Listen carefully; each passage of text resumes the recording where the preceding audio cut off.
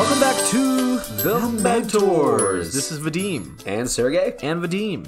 And Sergey as well. And Vadim. We're not a repeat. No, we're not. But Happy listen, Sunday, everybody. If you are a repeat listener, thank you. First of all, we love you. We love you. Also, we actually do genuinely appreciate it because somebody out there wants to hear our voices on a weekly, bi-weekly basis. That means a lot. A whole lot. It does. It does mean a lot, and we cherish each and every one of you. If you're a first-time listener, welcome. Thank you for checking out the show. And hey, regardless of where you are in your listening journey of The Mentors, we do really appreciate you.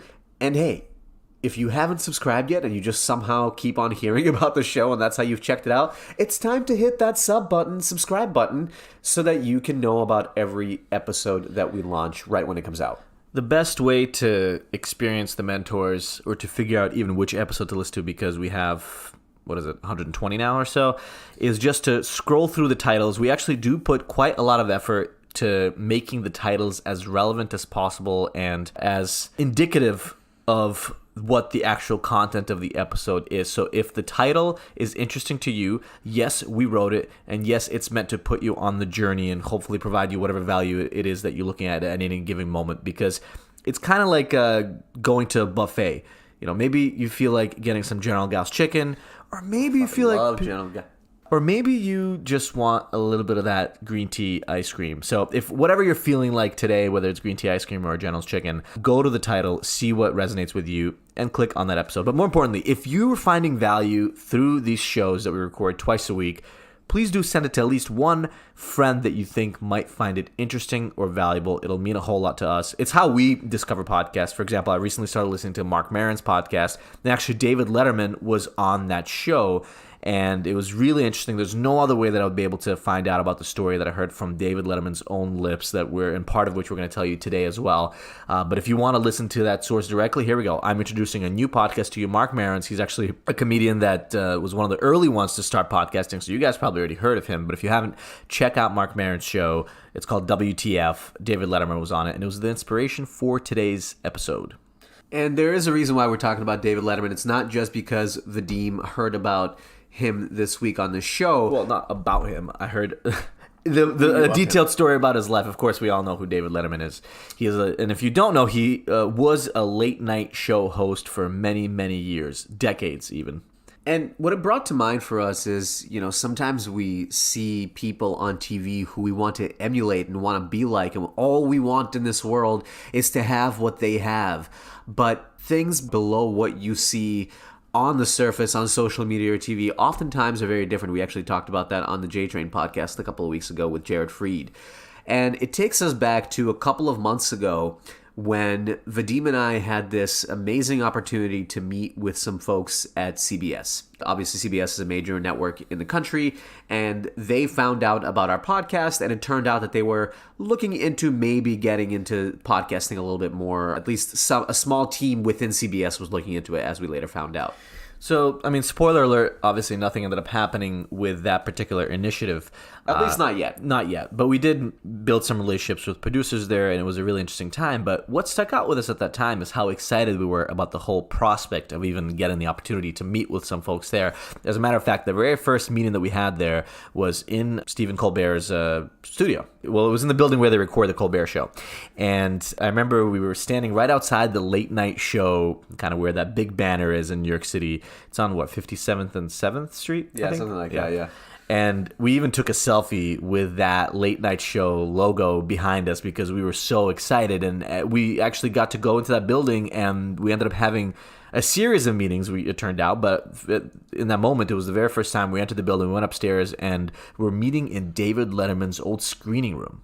And it wasn't actually anything super impressive, at least not for modern day offices when you look into it. It's like tucked away in the CBS building through a side entrance, and it's just through this kind of shoddy looking hallway with old carpet. Now you look at it, it doesn't seem that impressive, but... No, but yeah. Even that day when we were coming up to there, just to set the scene for you guys, you know, we walked in, I think it was the 8th floor of that building, and there's actually a row of seats. And I mean, they're crappy looking seats. They're like these red old theater seats. But it turns out they were the seats from David Letterman's studio where they recorded The Late Show. and they're just a row of them sitting right outside the office, and these are unmarked doors. We kind of knocked on the door, and we were let in, and it's this space where they have a bunch of recording equipment. It's actually pretty chilly in there because they have to have the AC running because there's no windows at all in that whole set of rooms. So there's a couple offices, there's a few recording rooms, and if you walk down the hall, on the left side you'll walk by a few little recording booths, probably where they do a lot of sound recordings for animated shows and things like that. And then at the end of the hall is actually David Letterman's screening room. And as you walk in, there's a little step that you have to take up to get in there, and there's a series of couches kind of standing around. And it's a really cool looking room, even though, as Sergey said now, I mean, obviously there's cooler offices. Just the fact that you knew that David Letterman would go there and sometimes just spend a bunch of time alone in that room, knowing that he couldn't be bothered. But also we got to sit there and have those meetings, and even though there were no windows, I don't know, there was just this feeling in the air of, wow, it's pretty cool that we get to be here. And so we recorded a couple of podcast pilots with these folks and got to work with the audio team at CBS a little bit. And it was actually a really interesting experience because, again, you know, we tend to put people on a pedestal, or if you're part of a certain brand or network or something, we automatically put you on a pedestal. But no, we were dealing with these producers and we were kind of on the same level as them, even though as audio professionals, they were way more experienced. Clearly, they were working for CBS. By producing our own podcast over the last year and a half or so, we also were speaking the same language. But it brought us back to this story that Vadim heard of, what really was happening in David Letterman's life at the time when he was developing his show. Yeah, and again, I mean, it's easy to think, oh, David Letterman. I mean, the show is literally named after him. He was on TV for decades. He is probably one of the more recognizable faces out there, at least in American television. But he too had his own demons, as I found out by listening to the episode of What WTF on Mark Maron, where they had a really candid interview. Well, first of all, the job of a TV show host, especially a show that runs every single day, is really, really difficult. And Conan O'Brien talks about this a lot as well, but every single day, morning to evening, you're there planning for the day, figuring out what jokes you're going to make, working with the writers to map out the evening, figuring out what questions you're going to ask the guest, and then you're actually recording and taping it, and it's going live on TV that same exact day, and you're doing that day in and day out.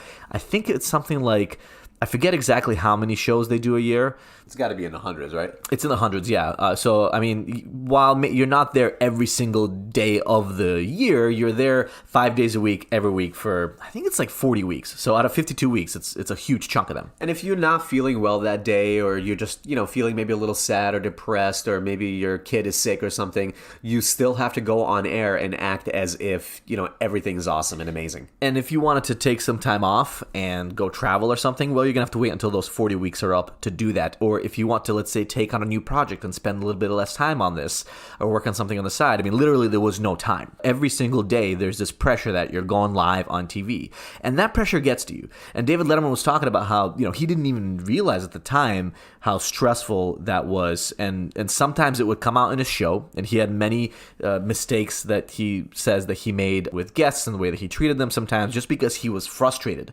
because of the difficulty of the job. But one of the ways that he dealt with that issue is actually by turning to alcohol. So he is a self-proclaimed alcoholic, or at least was. He started dealing with that issue, and it seems like he dealt with it successfully.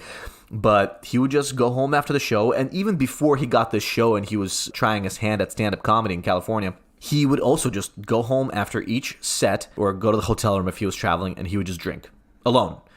Because that made him feel whole. As a matter of fact, he said that, well, you know what? I never really felt as good as I did about myself until I drank. And so that was his vice, and he even did that, obviously, when he had his own late-night show, too. And that's something that we didn't know, that this person is not only dealing with the stress every single day, but he's also dealing with it in a way that's not necessarily helpful or healthy, and it's hurting him in other areas of life. He had relationships and marriages that didn't work out. He actually didn't have kids until very, very late in life because he felt so much pressure from his work that he felt like, oh, you know what? I'm not going to have time. I don't have time to take care of a child. All to say that even somebody else like that, and even for me and Sergey, who kind of got a little of the experience that David Letterman had by spending some time in the physical space that he spent time in.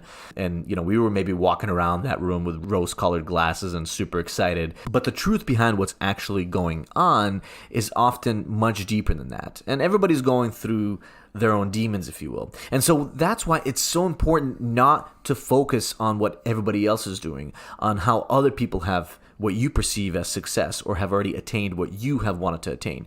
Sure, there's always going to be people that are maybe smarter at something than you are, that are maybe really good at something that you are not. But staying focused on them and being worried about how great they are isn't going to help you get closer to your goal. That's true, and oftentimes what they're going through and the jobs that they created for themselves, maybe it's not even something that you want. Think about that day-to-day that we just talked about for David Letterman. That's not something that most people could handle or even would want to have in their lives. So if you do focus on yourself, and if you're hyper-aware about the creative pursuit that you're trying to go after, is it actually creating that job for myself that I want to have every day? If you focus on that, then you're going to be more likely to get to that level where you're actually happy day in and day out on the tasks that you put in. So if you find yourself this week comparing yourself to somebody else in your life, or maybe not somebody in your life, but somebody that you read about or that you just got a little bit jealous of, first of all, realize that's totally normal. It happens to all of us every day, and it even happens to the most successful people, right? They always say that, especially for the wealthy, it doesn't matter how rich you get, you can always get richer. And so you don't want to be in a constant cycle where you're just spinning wheels. You do have to take a step back, and after realizing that it is a normal emotion and feeling to have, try to separate yourself a little bit away from that and focus on just getting things done for yourself and focus on what you're good at and, quite frankly, what makes you feel fulfilled and feel happy. And just by refocusing that energy, hopefully you'll get closer and closer to whatever it is your goal is this week. That's it for the 5-Minute Pick-Me-Up for this week, and we'll see you on Wednesday.